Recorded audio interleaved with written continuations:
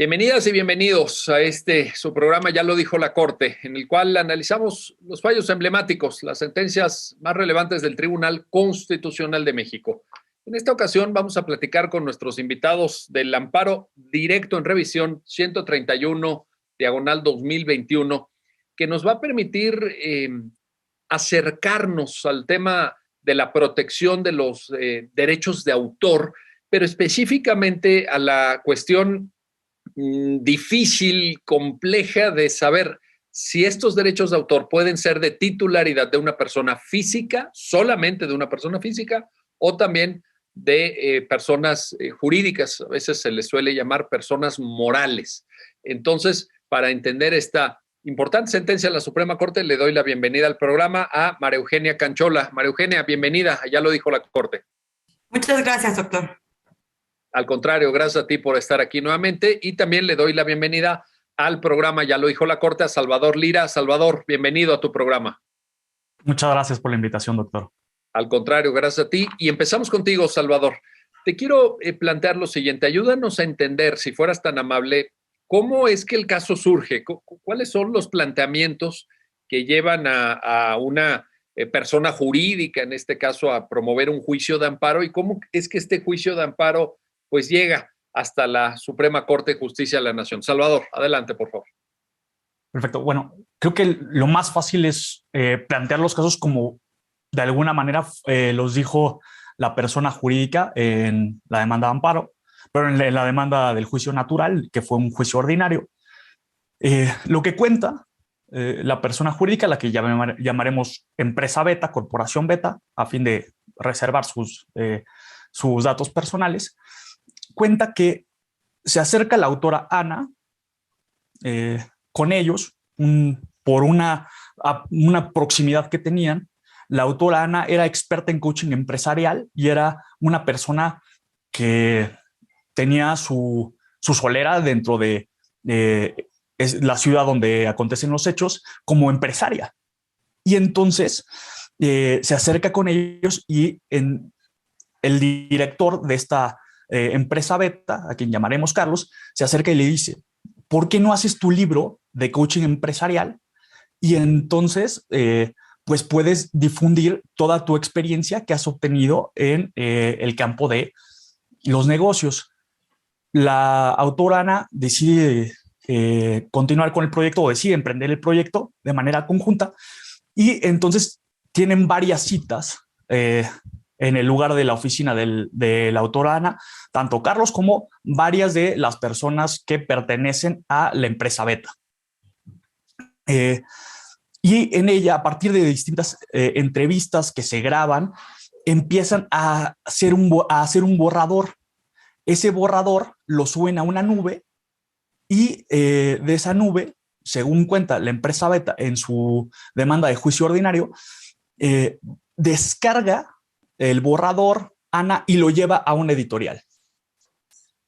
Una vez que lo lleva a la editorial, se imprime, se publica y empieza a generar dinero. Ahora, ante ello, la empresa beta la demanda en un juicio ordinario y le dice: uno, señor juez, quiero que usted me reconozca como autor de esa obra, pero a mí, empresa beta. ¿Por qué? Porque yo puse los medios, yo puse a todo mi personal para crear esa obra. Dos, que se me reconozcan derechos morales sobre esa obra, sobre ese libro que hoy está publicando la autora Ana. Tres, que se me reconozcan derechos patrimoniales.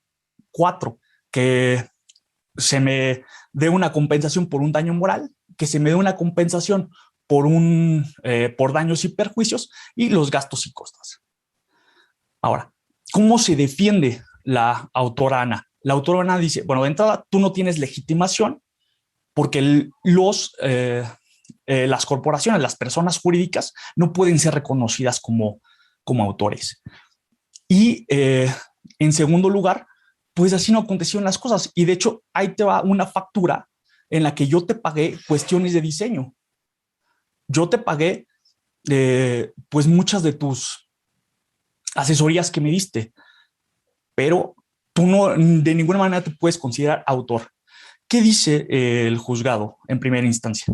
Bueno, lo más importante es que desde el principio, a sabiendas de cómo estaba la situación, la empresa le dice al juzgado, no me vayas a aplicar el artículo 12 de la Ley Federal de Derechos de Autor. ¿Qué dice este artículo 12?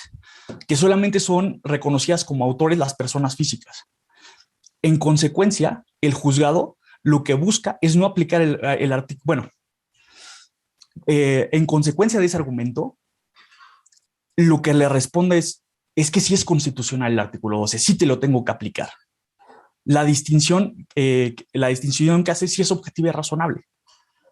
Entonces, primero, como sí lo tengo que aplicar, uno, no tienes tú como persona moral, la empresa beta, no tienes legitimidad para demandar.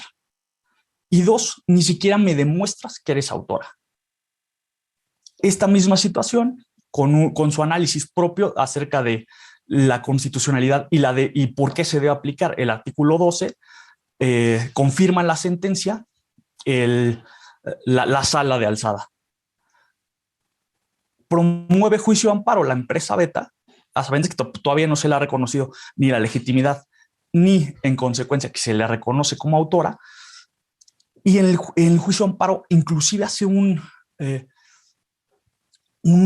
concepto de violación muy interesante, porque dice, es que no has aplicado un juicio de proporcionalidad respecto a esto. Bueno, el colegiado le dice, no lo considero necesario, es ineficaz, y aparte también vuelve a hacer un análisis diciendo que es procedente aplicar el artículo 12. En esos términos llega a la corte.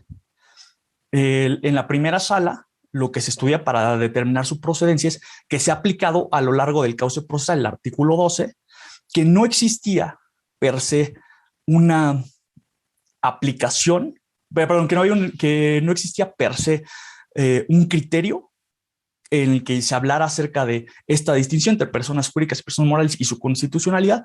Entonces, por eso también cumplía lo que antes era el criterio de importancia y trascendencia. Hoy, interés excepcional en materia de derechos humanos o en materia constitucional. Solamente, bueno, cabe señalar, porque ahí es donde creo que es la parte rica de este asunto y cómo creo que puede ser un caso que puede enseñar muy bien cómo ha cambiado el sistema de derechos humanos. Este caso bien pudo haber sido un caso fácil en el que lo que se hubiera demandado es págame lo que me debes en mis asesorías, págame lo que me debes en todo lo que te ha ayudado, ¿no? Pero la estrategia que hacen, correcta o incorrectamente, y que posiblemente pudo haber llegado a buen puerto, pero aún así es plausible, es no, yo quiero que se me reconozca como autora. Y aunque voy en contra de la ley, lo que voy a hacer es pedir que no se me aplique un artículo por considerarlo inconstitucional. Y eso me pareció muy, muy rico y una manera de un caso paradigmático de cómo ha cambiado la manera de pensar el derecho en los últimos años. Pero inclusive en la primera sala se tuvo la discusión de si fuera un caso fácil, era un caso de mera legalidad, de que, bueno, pues nada más se aplicaba el artículo 12 y ya. Entonces, inclusive si hubo un poco de oposición en la procedencia, y estamos hablando de la primera sala que tiene sobre todo una gran trayectoria dando criterios innovadores. Aún así se dijo, pues es que este era un caso de mera legalidad, ¿no? Y fue la discusión que hubo de los ministros, vaya. Y entonces, pues, aún así fue discutida su procedencia, pero sí se ve una cuestión de constitucionalidad y de importancia y trascendencia. Y que en buena medida, tienes mucha razón en subrayar esto, Salvador, en buena medida se inserta en ese nuevo paradigma de derechos humanos, en donde ya se piensa diferente el derecho, ya esa frontera estricta entre legalidad y constitucionalidad es más difusa, y además pues tenemos todo el ámbito internacional, porque aquí también en esta sentencia se cita la Convención de Berna, ¿verdad? Que es muy importante para el tema de derechos de autor. Ahora, voy contigo, María Eugenia Canchola, y te planteo lo siguiente. La pregunta fundamental, ya nos lo decía Salvador, la pregunta a la que tiene que dar respuesta la Corte es si los derechos de autor pueden llegar a ser de titularidad de personas jurídicas pero me parece que vale la pena pedirte, María Eugenia, que nos ayudes a distinguir cuando hablamos de derechos de autor, ¿de qué hablamos? Porque me parece que no es un concepto monolítico, me parece que pueden haber diferencias y que la forma de aproximarse a cada modalidad, déjame llamarlo así, de los derechos de autor, pues también puede ser diferente. Ayúdanos con esa explicación, María Eugenia, si fueras tan amable. Claro que sí, doctor. Es importante comentar que los derechos de autor tienen dos aristas muy importantes, que serían los derechos morales o los derechos patrimoniales. En este caso, en el caso que ahora se revisa, se estuvieron analizando si era transferible o si podía la empresa reclamar los derechos morales, como sería la autoría misma de la obra literaria. Sin embargo, también hay otro tipo, bueno, como lo comentábamos, los derechos patrimoniales incluirían, esos sí son transferibles, sí son susceptibles de transferirse y sí pudieron haber sido, en todo caso, peleados por la empresa que está demandando en este asunto. Sin embargo, esa pretensión no prosperó porque se hizo depender de la coautoría, es decir, no se reclamó ningún derecho patrimonial eh, en relación a la participación que tuvo la empresa, sino en el aspecto de coautor, y por eso no prosperó. Esa sería, digamos, una primera aproximación a este caso, pero sobre todo algo que fue muy importante y que sí quisiera destacar, es que en este caso se estaba haciendo valer o se analizó el derecho humano de igualdad, pero aquí también quiero diferenciar dos cuestiones muy importantes. No se diferenció en cuanto más bien, no se analizó en cuanto a una aplicación diferenciada. Es decir, la norma aplicaba a todos por igual. Sin embargo, aquí lo que se analizó fue una diferenciación, pero contenida en la ley misma, no en su aplicación. No fue la aplicación del motivo de esta discriminación aparente, sino estaba contenida en la ley misma. Esa diferenciación contenida en la ley hubo que analizar si efectivamente alcanzaba un objetivo, si era objetiva y racional. Y para desarrollar ese estudio se tuvo que profundizar en lo de derechos de autor, que es lo que estábamos comentando, sobre cuáles son morales, cuáles son inherentes a la persona física y cuáles sí podrían ser susceptibles de ser atribuidos también a personas morales. Cabe destacar que en este caso no se está excluyendo la posibilidad de que varias personas puedan ser coautoras de una misma obra, sino lo único que se está diciendo es que las personas morales no pueden reivindicar los derechos de autor en cuanto a derechos morales para sí mismas, pero sí derechos patrimoniales. Correcto. Es importante hacer esa aclaración. Gracias, María Eugenia. Oye, una precisión, Salvador, nada más para entender, ahora que planteabas tú lo del juicio ordinario, ¿tienes por ahí el dato, la referencia, si acaso, si no, te pongo otra pregunta, pero si la tuvieras, esta empresa Beta con la autora Ana, ¿firmaron algún contrato o no? ¿O empezaron a trabajar? Digo, porque a veces pasa en México, ¿verdad? A veces inician los trabajos y a posteriori se firma el contrato, pero ¿tú tendrías conocimiento de esta cuestión? Sí tengo conocimiento. Lo que pasa es que no se firmó ningún contrato. Yo creo que justamente si hubiera ese contrato, el caso hubiera sido un caso fácil de una mera subsunción de me estás incumpliendo, no me pagaste.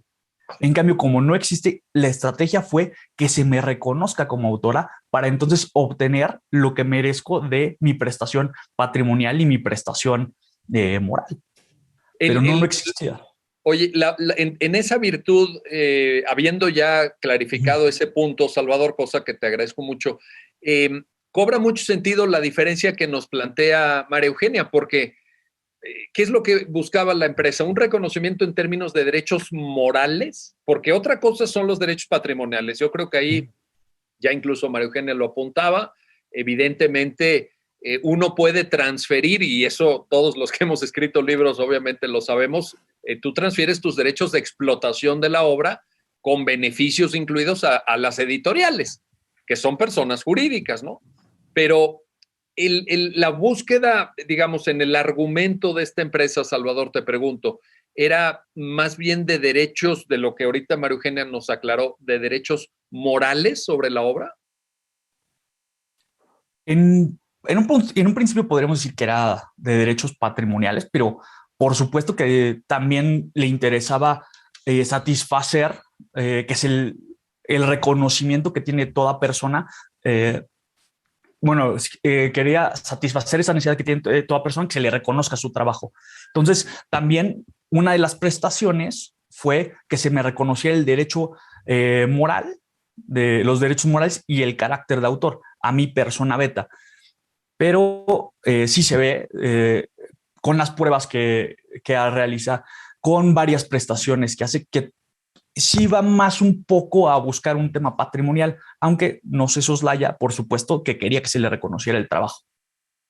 Ahora, dices tema patrimonial, en el sentido que busca una reparación económica o por cuanto a que se enfoque a los derechos patrimoniales de explotación de la obra. Tanto que se le dé las regalías que se merece, como que le pague todas las asesorías que le dio, y con ello los daños y perjuicios, un daño moral por haber sacado la obra sin consultarla, y los gastos y costas judiciales. Ahí está la cuestión. Está interesante el caso. Bueno, déjenme hacer una pausa, no se vayan, regresamos enseguida para continuar en este análisis y comentario de la sentencia que resuelve el amparo directo en revisión 131/2021 y la cuestión, repito, creo, no sencilla, de quién es autor, quién es titular de una creación intelectual protegida, por cierto, ahorita nos lo comentarán regresando a la pausa nuestros invitados, en la Constitución mexicana y en los tratados internacionales.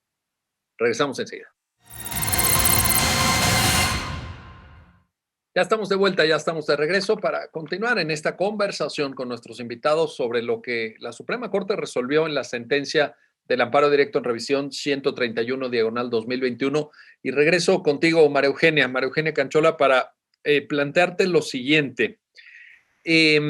Cuéntanos de cuál es el marco jurídico aplicable, porque observo, María Eugenia, que en la sentencia la Corte dialoga con un marco jurídico interno de nivel constitucional. Desde luego, ya nos lo planteaba Salvador, pues el tema de la Ley Federal de Derechos de Autor, específica en su artículo 12, pero también hay alguna norma internacional. Cuéntanos sobre el marco jurídico aplicable a este caso. Claro que sí, doctor. Se consideró los criterios que ha emitido la Corte Interamericana de Derechos Humanos, sobre todo en cuanto a las directrices que ha emitido para analizar si alguna restricción legislativa es objetiva y racional. Eso para la parte como interpretativa. Ahora, en la parte sustantiva sobre derechos de autor, en este asunto se está haciendo referencia al convenio de Berna, que es aquel que prevé que los derechos del autor van a ser protegidos incluso años después de su muerte. Se citó este ordenamiento y fue importante para la decisión en este caso, porque al hablar de una temporalidad posterior a la muerte, se demostraba o se fortalecía el argumento de que se refería a personas físicas. Fue elemental, digamos, acudir a este tipo de ordenamiento para determinar que internacionalmente había una protección a personas físicas. Digamos, eso fue por esa parte. También se hizo mención de la Declaración Universal de los Derechos del Hombre, la cual prevé, bueno, es un ordenamiento que prevé que debe existir una protección a los derechos de autor. Y es en ese ordenamiento donde se señala que los derechos de autor son un derecho humano. En ese aspecto fue importante también. Y por lo que hace al ámbito nacional, se citaron referencias de la propia Corte Mexicana, en las que se fortalece el argumento de que las personas morales que quieran acceder a, personas sin personas morales que quieran acceder a derechos que están destinados para personas físicas, no puede excluirse o no puede ponerse una barrera de cuáles sí y cuáles no tan tajantemente, sino que tendrá que abordarse caso por caso, dependiendo de la naturaleza del derecho en cuestión. Hay algunas cuestiones que son fáciles de interpretar, por ejemplo, como podría ser que las personas morales no pueden acceder al derecho humano a la integridad física. Eso es claro que no podría ser. pero hay muchos otros en los que existen dudas de dónde está la frontera, de hasta dónde pueden acceder las personas morales o qué derechos sí pueden reivindicar las personas morales para sí mismas. Eso tendría que definirse, repito, caso por caso. Oye, a ver, sobre este último punto, regreso contigo, Salvador, porque fíjate que estaba revisando ahorita rápidamente, aquí tengo impresa la sentencia, en la nota pie 37 se cita una tesis ya de la 10ª época, tesis aislada del 2014, que alude al tema que ahorita nos propone María Eugenia y que me parece que es también algo a tomar en cuenta. Es decir, podemos, Salvador, te pregunto, tomar como punto de partida el hecho de que sí hay derechos humanos que sean de titularidad de personas jurídicas, algunos al menos, en función de lo que la propia sentencia indica y de esta tesis que se está anotando a pie de página? Bueno, lo que ha dicho la Corte es que las personas morales sí tienen la titularidad de derechos fundamentales. ¿Por qué lo dice? Porque el artículo primero no distingue entre personas físicas y personas jurídicas. Ahora, por otro lado, la Corte Interamericana ha dicho que son propiamente derechos de personas físicas y que las personas físicas en su conjunto solicitan la tutela de esos derechos. Ahora, yo creo que en derecho mexicano sí se puede decir que las personas morales, porque así lo ha dicho la Corte, las personas morales sí tienen derechos fundamentales, pero como correctamente decía la maestra Canchola, por supuesto que va a depender si esos derechos los pueden reivindicar o no las personas morales. Es indudable, como se dice en la sentencia, que sí tienen derechos como un derecho al nombre, un derecho al debido proceso, pero hay otros derechos en los que pues va a caber una duda si realmente puede reivindicar esa titularidad. Un ejemplo, tal vez el más fácil, puede ser los derechos de familia. Los derechos, como bien decía la maestra Canchola, los derechos de libertad personal, pues son derechos que no puede reivindicar una persona moral, mientras que pues otros, como los que se citan en la sentencia, pues claramente sí. Ahora, por eso te mencionaba, Salvador, esta nota a pie de página y esta tesis tan importante, porque precisamente dice, bueno, hay que ver el tipo de derecho. Hay que ver el tipo de derecho. Es decir, la Corte no se cierra, a diferencia, creo, como ya tú mismo lo apuntabas, en el caso de la Corte Interamericana de Derechos Humanos, a decir, no tienen ningún derecho, porque además de los que tú ya oportunamente citaste, yo agregaría el derecho de propiedad, por ejemplo, la inviolabilidad del domicilio, si un edificio, pensemos, o una oficina es propiedad de una persona moral, la policía no puede entrar sin una orden judicial de cateo, ¿no? Hay una protección del artículo 16. Entonces, me parece que, pero incluso en términos, ahí se los dejo también para el debate si quieren, incluso en términos de la propia jurisprudencia interamericana, acuérdense que la convención dice, estos son los derechos mínimos, pero si deciden ampliarlos a nivel interno, adelante.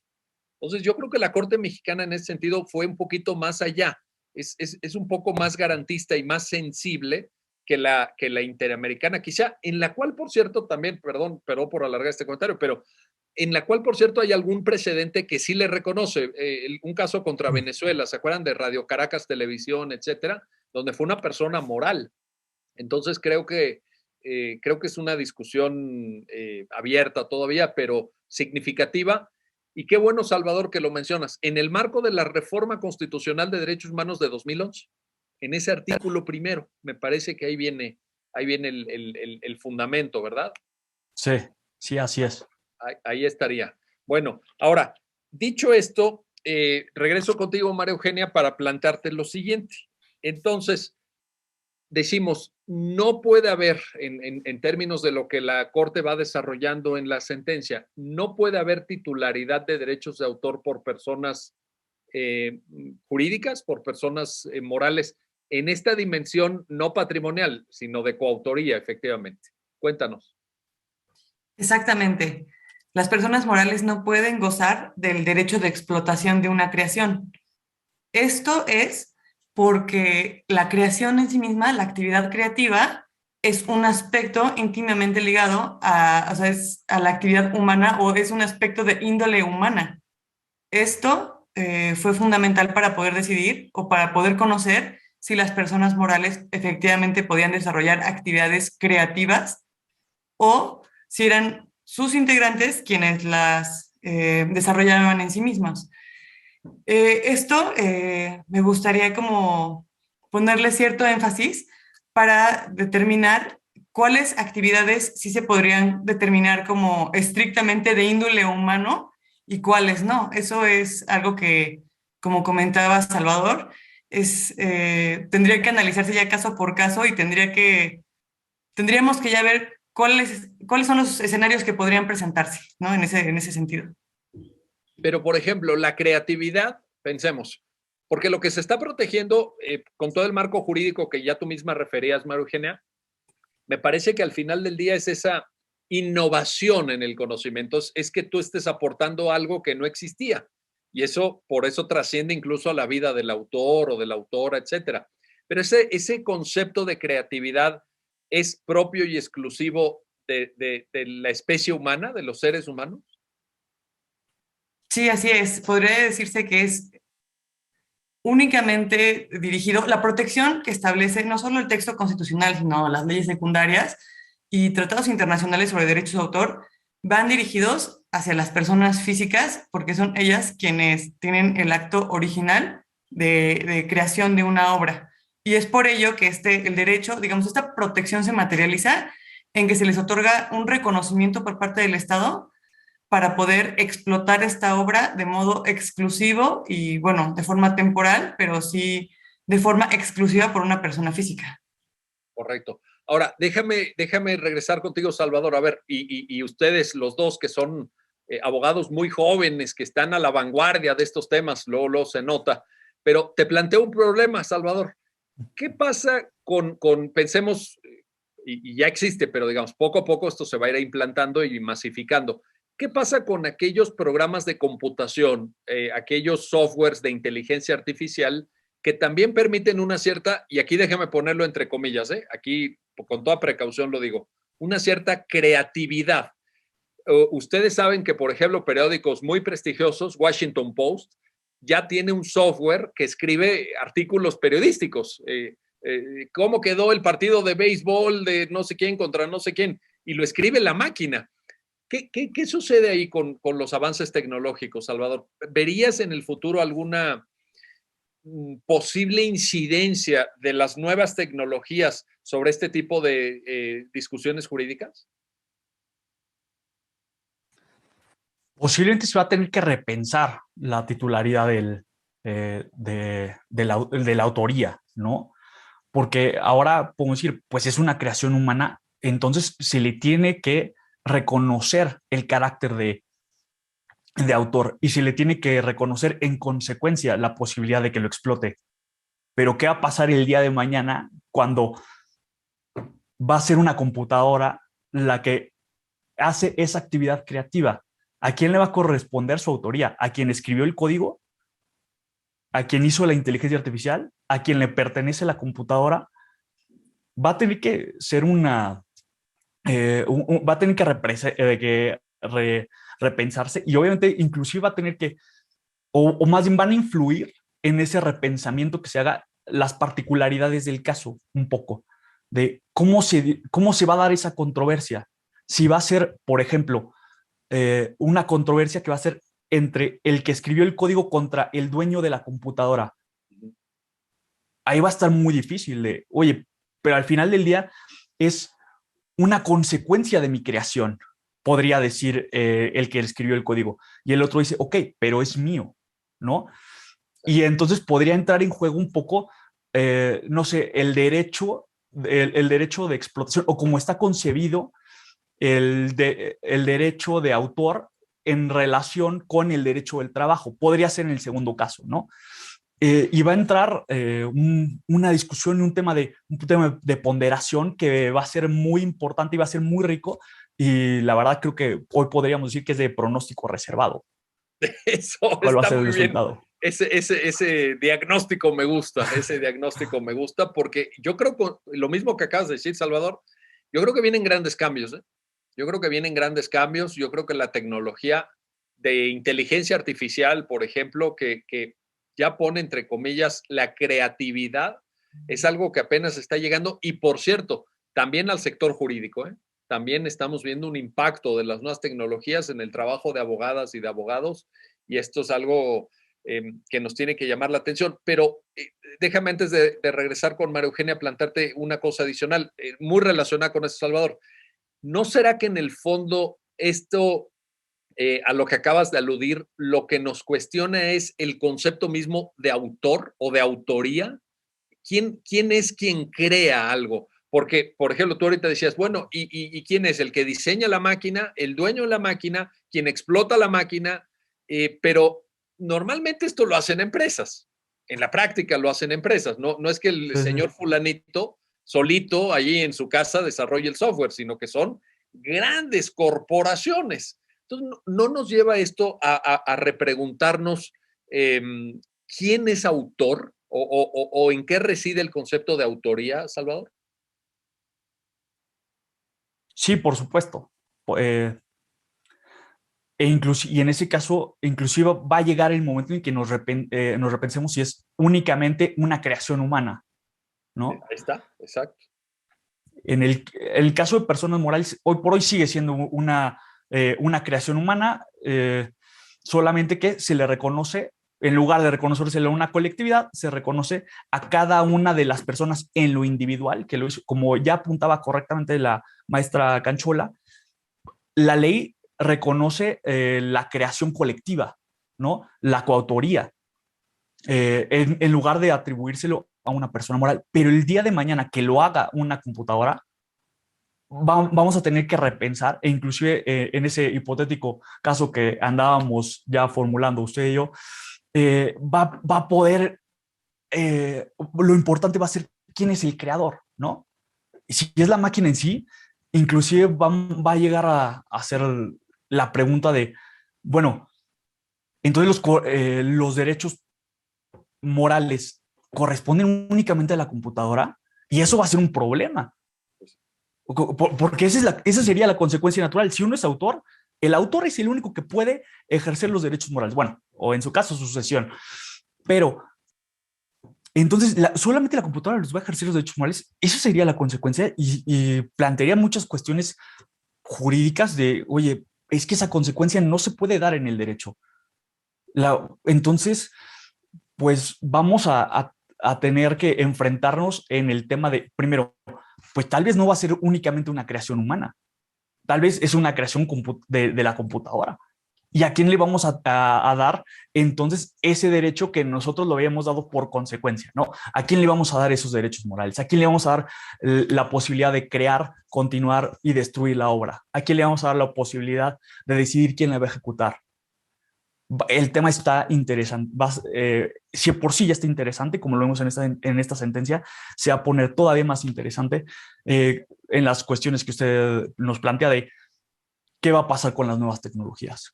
Sí.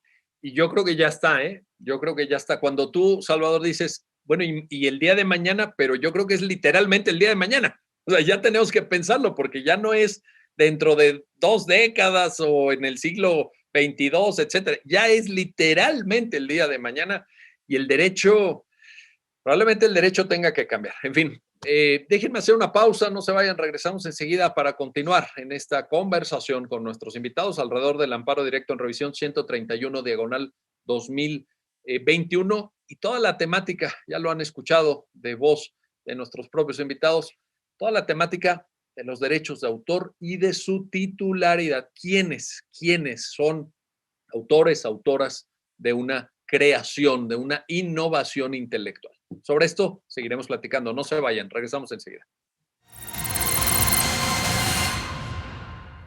Bueno, ya estamos de vuelta, ya estamos de regreso para continuar en esta conversación con nuestros invitados sobre el amparo directo en revisión 131-2021.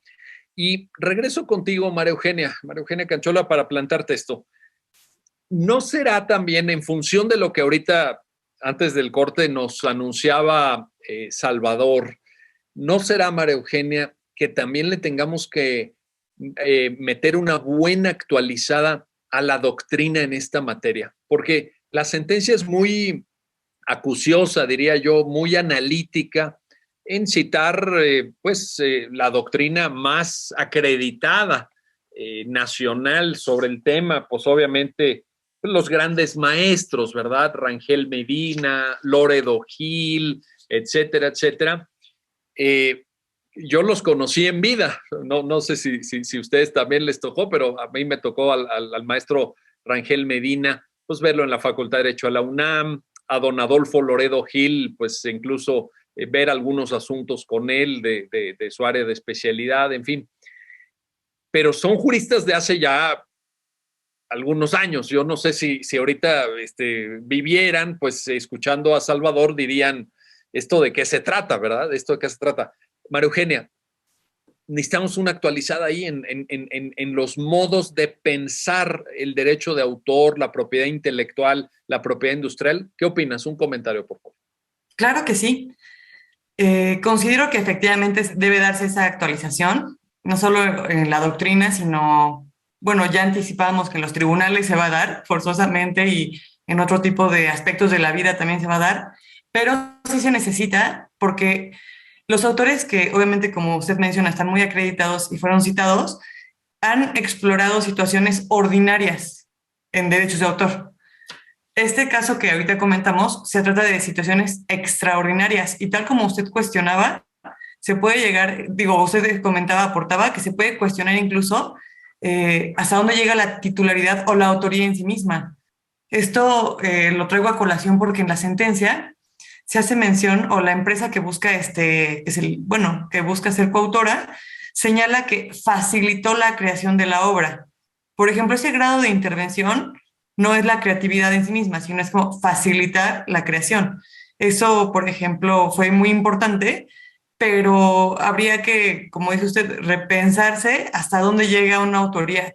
Si ahorita estamos en este programa y se nos ocurre una canción a partir de una palabra que usted dijo, si realmente usted nos aportó esa creatividad, o sea, conocer de dónde surge realmente la energía creadora del material, ¿no?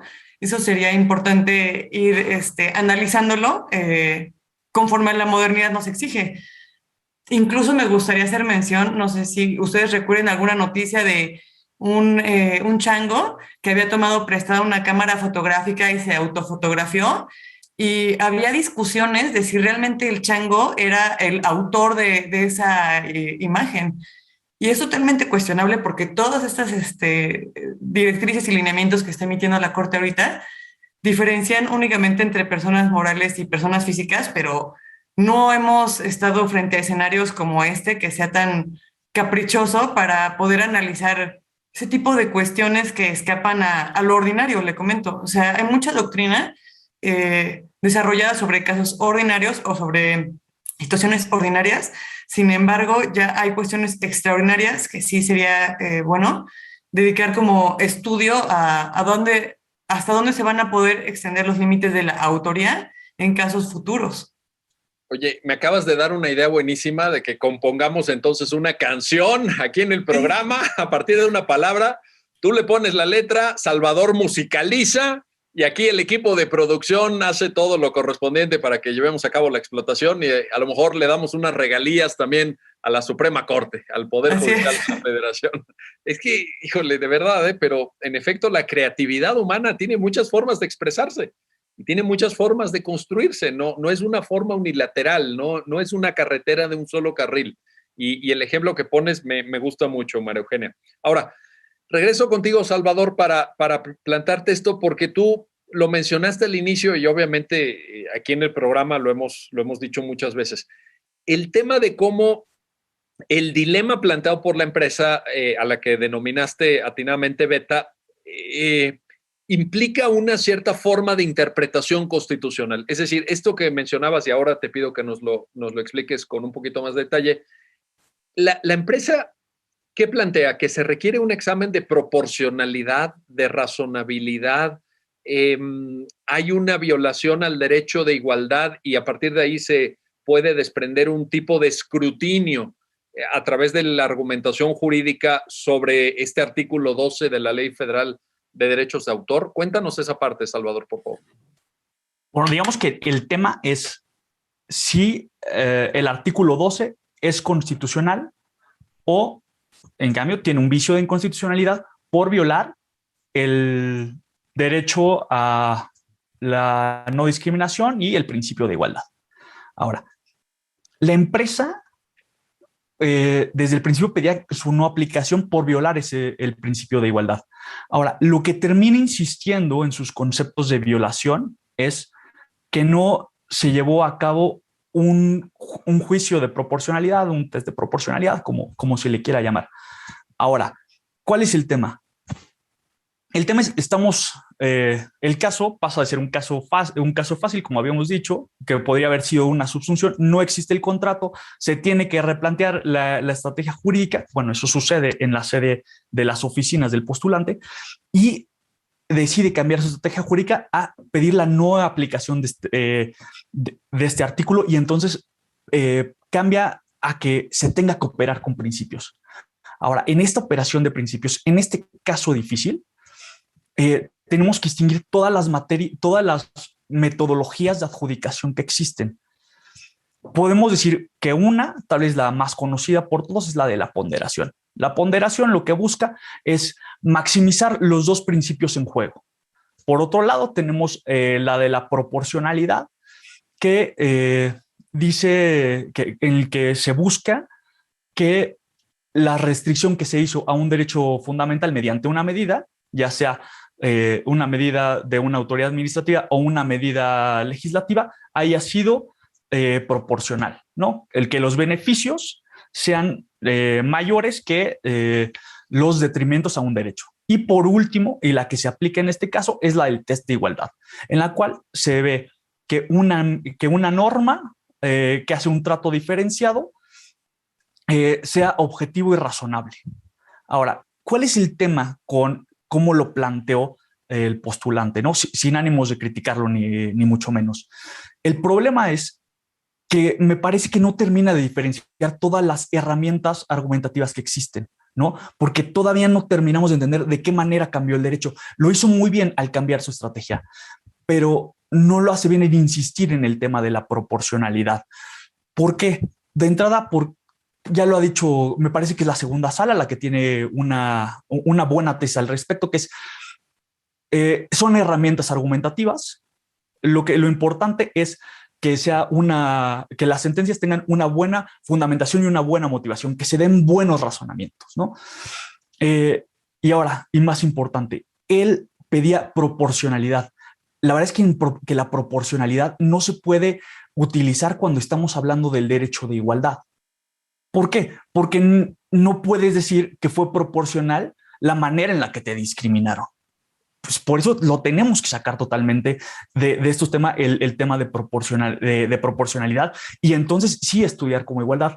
Él insiste que se utiliza la igualdad. Entonces, ¿qué pasa? Pues únicamente el tribunal colegiado le dice: son inoperantes, son ineficaces, tus argumentos no los vamos a estudiar, no es necesario que se estudien de esa manera, basta con que yo lo haga de una manera razonable. Y entonces lo que hace la primera sala atinadamente es meter un test de igualdad, correr un test de igualdad para ver si la distinción que había en ese artículo 12 era objetiva y razonable. ¿Y cómo lo hace? Como no lo hace como no se refiere el artículo 12 a una categoría sospechosa, pues no corre un test ni de escrutinio estricto ni de escrutinio intermedio, sino uno de escrutinio ordinario, leve, débil, como se le quiera llamar, rational basis inclusive, pero tiene que ser un test ligero, un test en el que únicamente baste con que tenga un objetivo legítimo, la distinción que se plantea, que la distinción planteada o el trato planteado sea adecuado y que no esté proscrito constitucional ni convencionalmente. Oye, y en ese sentido, cuando se aplica este test, María Eugenia, pues la norma sale bien librada, digamos, porque es un test, Salvador ahorita lo decía, muy laxo, no es como cuando están en juego estas categorías sospechosas del párrafo quinto del artículo primero, etcétera. Aquí se trata de una, digamos, forma, de una metodología de control de constitucionalidad que hace la Corte, hasta cierto punto, déjame ponerlo así, María Eugenia, deferente hacia el legislador, ¿no? Dándole al legislador una cancha relativamente grande, no para que haga lo que quiera, pero sí para que pueda ir tomando decisiones que al legislador le parezcan correctas. Entonces, en función de este tipo de escrutinio al que alude Salvador, la norma, María Eugenia, sale bien librada. Sí, se concluyó que efectivamente esta norma persigue un objetivo legítimo, que es otorgar un derecho a los creadores de alguna obra consistente en la explotación exclusiva por un tiempo determinado. Eso fue algo que se concluyó y que también se analizó si efectivamente esta diferenciación que estaba contenida en la Ley Federal de Derechos de Autor era adecuada para conseguir este objetivo legítimo. Y se concluyó que efectivamente era adecuada para dirigir este ámbito de protección únicamente a las personas físicas. Esa diferenciación se estimó adecuada. Correcto. Y ya, entonces, palomita, digamos, constitucional la norma y no hay ningún problema. Ahora, ahora, déjame regresar ya casi para despedir el programa, Salvador. Te planteo, yo creo, este comentario que hacías sobre cuál es la ruta que el propio postulante elige y que pudo haberlo planteado en otros términos, ¿verdad? Pero yo creo también que en México, a ver, tú como abogado joven que eres, igual que María Eugenia, ¿no crees que todavía falta un poco comprender estas distintas metodologías? Porque incluso te planteo esto, desde la subsunción, o sea, la subsunción que implica un silogismo deductivo tipo aristotélico, etcétera, de pronto yo he escuchado discusiones entre abogados y abogadas que dicen, no, es que ¿qué es la premisa mayor? ¿Qué es la premisa menor? ¿Cómo llegar a la conclusión? ¿Qué es una inferencia? ¿No? Temas que vienen de la lógica también aristotélica, de los tratados de lógica de Aristóteles. Y ya ni te digo de la proporcionalidad, de la ponderación, que tienen, como ustedes saben, una matriz germánica muy importante. Se han referido a ellas, pues, autores como Robert Alexy, el propio Tribunal Constitucional Federal alemán. ¿No será, Salvador, te pregunto, que nos falte un poco comprender y separar estas herramientas metodológicas de análisis normativo? Sí, estoy totalmente de acuerdo. Yo creo que tiene mucho que ver de cómo se nos había enseñado el derecho. Se nos había enseñado el derecho que las normas son como se entienden las reglas, hipótesis y consecuencia. Pocas veces se nos habla de los principios. Los principios nos dicen, los puedes encontrar en la ley, ¿no? Y solamente cuando ya no pudiste aplicar la norma, cuando ya no pudiste aplicar la interpretación jurídica, vea los principios y están ahí metidos en la ley. No se nos había enseñado a operar con principios, ¿no? Yo la verdad es que inclusive todavía fue la manera en la que se me fue enseñado. Y si yo no hubiera tenido a mi maestro y mi mentor y mi jefe hoy en día, el maestro Pablo Francisco Muñoz Díaz, que pues titular de la cátedra de argumentación, tal vez yo no lo hubiera entendido. Y nos falta entender cuándo se aplica simplemente la regla, cuándo se aplica la mera su función y ahora cómo se aplican los principios. Los principios tampoco lo puedes aplicar a rajatabla. El principio lo tienes que convertir en regla y después subsumir. Ahora, cuando hay colisión de principios, se aplica una determinada metodología y es esta, la de la ponderación, ¿no? Y bueno, y se puede aplicar esa o cualquier otra, es la que la doctrina ha desarrollado.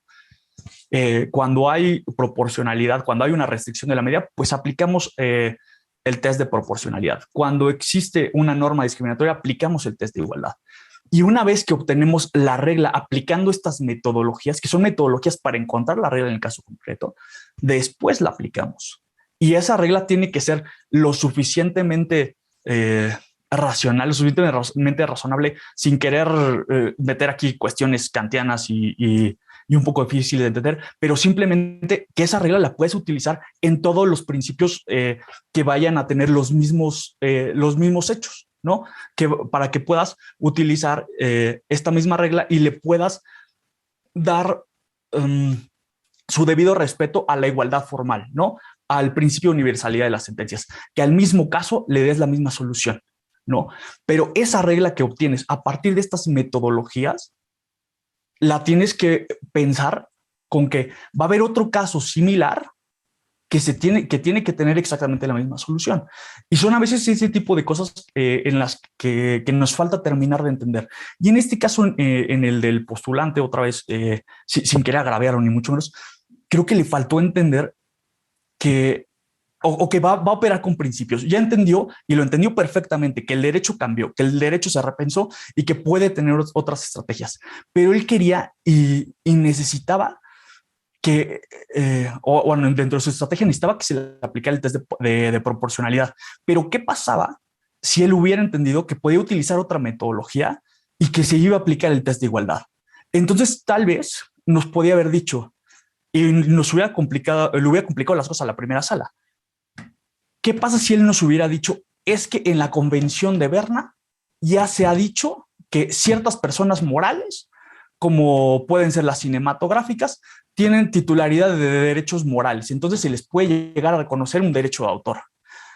Ahí nos hubiera cambiado la perspectiva totalmente. A nosotros como lectores de la sentencia y a la primera sala como redactores de la sentencia y como las personas que tienen que decidir el caso, ¿no?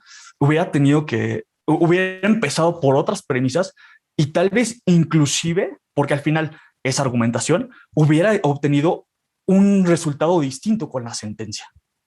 Entonces, yo creo que entender esas metodologías nos va a llevar a enriquecer el debate, en primer lugar, y en segundo, nos va a llevar a tener una mayor posibilidad de obtener una sentencia que sea favorable con nuestros intereses en el caso de los postulantes. Y en el caso de nosotros como operadores jurídicos, a obtener una mejor legitimación ante la sociedad de nuestras sentencias y de nuestro cargo como jueces, como operadores de derecho. Oye, pero entonces yo aquí lo que también para la gente que está escuchándote, Salvador, diría es que se busquen un buen maestro como el que tú tienes, porque eso hace la diferencia, ¿verdad? Esa visión, es que esa visión moderna, ahorita acabas de decir, todo lo que acabas de señalar corresponde a una visión moderna del derecho, una visión que pudiéramos quizá datar de la segunda posguerra mundial. Estamos hablando de un ámbito de los últimos 70 años y que supera ya una visión positivista, formalista, un poco más clásica de matriz kelseniana incluso, para avanzar hacia estas posturas de Robert Alexy, de Ronald Dworkin, en fin, una visión más amplia que si tú lo acabas de mencionar, por eso te lo digo, si tú tuviste la fortuna de contar con esta mentoría, con este apoyo académico, intelectual, pues qué maravilla, pero quizá no sea el caso de algunos otros colegas y hay que seguir picando piedra en eso, hay que repetirlo mucho, porque incluso a nivel de impartidores de justicia, luego se citan estos argumentos, se citan estas formas de ir desarrollando argumentos, proporcionalidad, ponderación, pero no necesariamente se desarrolla bien la metodología, que es otro tema. Entonces también ahí hay que ir con mucho cuidado. Terminamos contigo, María Eugenia, para una conclusión del programa. Te planteo esto. El fondo del tema, los derechos de autor, la protección jurídica de la creatividad, de la innovación, del pensamiento, en una sociedad o en un mundo, mejor dicho, del siglo XXI en donde las ideas tienen tanto valor. Las ideas son el petróleo del siglo XXI, alguien ha dicho, y creo que tiene razón. ¿Qué importancia tiene? ¿Por qué los tribunales tienen que ser muy cuidadosos al resolver estos casos en aras de fomentar esa creatividad, esa innovación, ese crecimiento intelectual de nuestras sociedades? Coméntanos, María Eugenia. Claro, doctor. Los tribunales tienen que ser cuidadosos porque a medida que vayan marcando nuevos límites a este tipo de derechos, como son los de autor, podrían beneficiar a una persona en perjuicio de otra. Hay que ser cuidadosos en ese tipo de sentidos. Me gustaría agregar que la propia Constitución faculta al Estado a conceder estos derechos de autor y se establecen primeramente en las leyes, pero también los órganos jurisdiccionales tienen responsabilidad en ver hasta dónde va a alcanzar esta protección. No solo ya está establecido en la ley, sino los órganos jurisdiccionales deben explorar digamos, pues en beneficio de, tratando de proteger lo máximo posible a las personas que hayan tenido el acto de creatividad. Correcto, Es ahí importante. está. Con eso concluimos. Salvador Lira del Mazo, María Eugenia Canchola, gracias. Gracias a ambos por ayudarnos a entender esta sentencia. Y gracias a usted que hace posible el programa, ya lo dijo la Corte, en el cual analizamos los fallos emblemáticos, las sentencias más relevantes del Tribunal Constitucional de México. Hasta pronto.